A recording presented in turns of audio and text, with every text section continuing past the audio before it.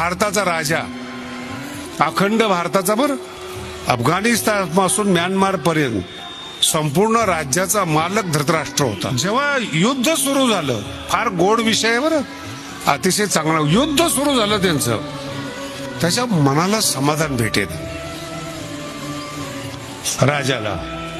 मग त्याचा एक भाऊ होता विदुर, जो संत होता, त्याला बोलवलं. त्याच्यावर विश्वास होता, बोलवलं त्याला, पण विश्वास होता की हा ज्ञानी आहे म्हणून. नीट आहे का?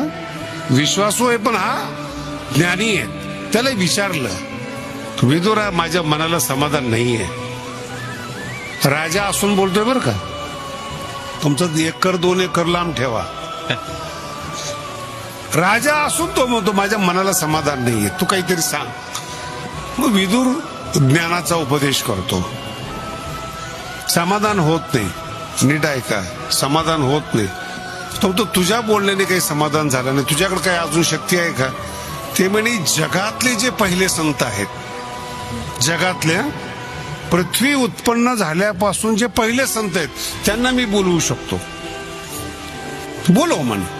सनद सुजातला बोलवलं. ज्याच्या शापानं भगवंतानी 3 अवतार घेतले, ते संत आले, उपदेश केला, मनाला